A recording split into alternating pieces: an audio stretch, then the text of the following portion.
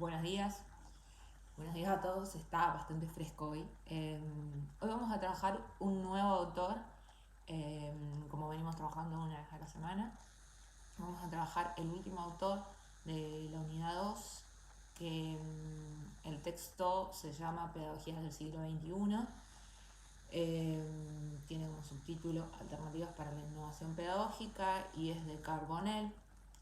Lo van a encontrar ahora cuando terminemos de grabar los videos. Entonces, junto con la última clase, la anterior sería de ajuste y Carbonell, cerraríamos esta unidad 2 del programa.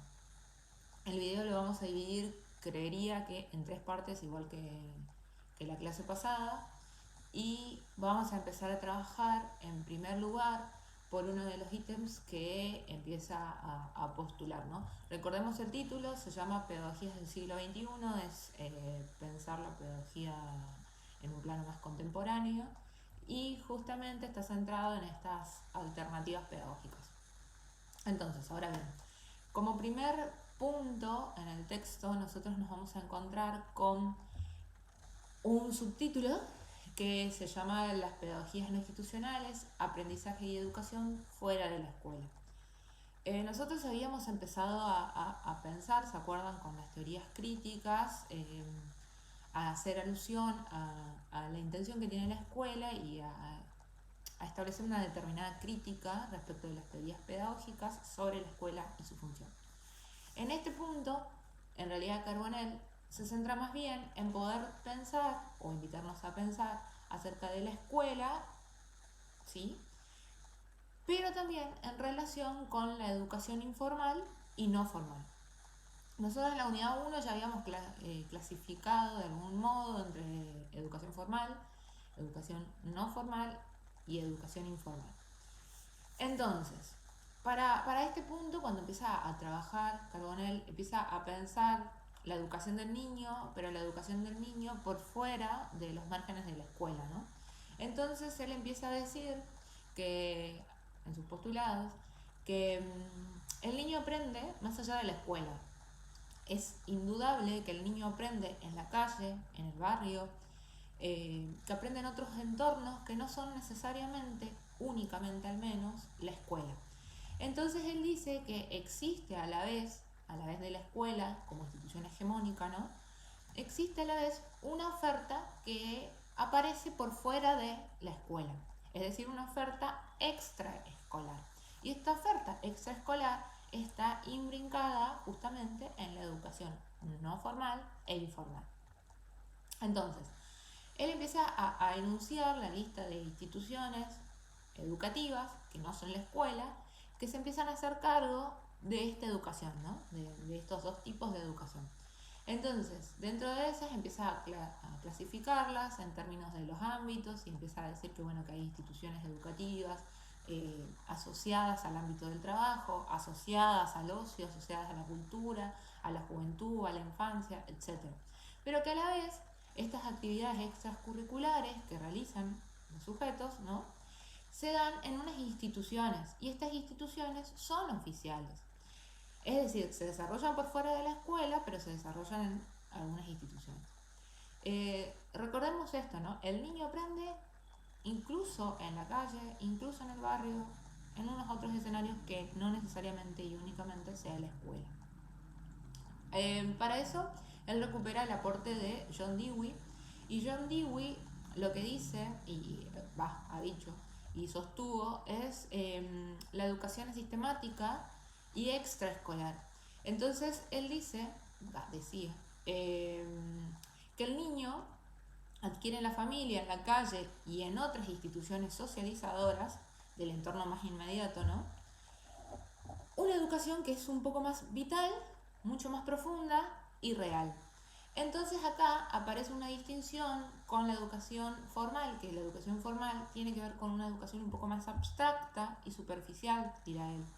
Y es menos influyente, pero también es más amplia, más completa y más segura. Segura en términos de la certificación de un determinado contenido, ahí tramitado culturalmente y socialmente valorado, ¿no? Entonces lo que él dice, o decía, es que el reto está en articular adecuadamente las cualidades positivas de ambas modalidades, es decir, articular lo formal con lo no formal e informal, para que las vivencias cotidianas de los niños puedan ser mucho más completas. En otro ítem, en un segundo ítem, van a poder encontrar, subtítulo, ¿no? Cuando digo ítem, van a poder encontrar un ítem que se denomina, un subtítulo que se denomina de la naturaleza a la ciudad. Entonces, para poder pensar esto, así como antes traía a John Dewey, Carbonell trae a Rousseau en este ítem. Entonces, cuando trae a Rousseau, lo que explica es que, casi como una vuelta, un retorno a la naturaleza, ¿no? Poder pensar en que la naturaleza es el entorno esencial del niño. Además, Rousseau, en sus postulados pedagógicos iniciales, postulaba que el mejor educador que garantiza la educación de un niño no es más que el entorno y que la naturaleza. Entonces, en este postulado más rousseauiano, nos permite entender la consecuencia de las influencias y beneficios de la naturaleza por sobre la educación del niño. Acá Carbonell empieza a hablar sobre la ingenua confianza que se establece en la espontaneidad del niño y el culto mítico de la naturaleza que lleva a rechazar, ¿sí?, cualquier tipo de contagio infantil con la sociedad. Para este punto, para Carbonell, es importante pensar de la naturaleza de la ciudad en términos de pensar en las subjetividades de los niños. Ya habíamos empezado a hablar sobre las subjetividades con el autor de la semana pasada, en Ayuste. Bueno, ahora vuelve a aparecer.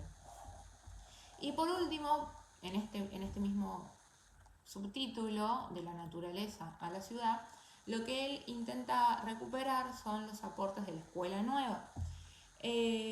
Estos aportes de la escuela nueva no es que recupera todos los aportes de la escuela nueva, sino que recupera particularmente los aportes de Ferrier.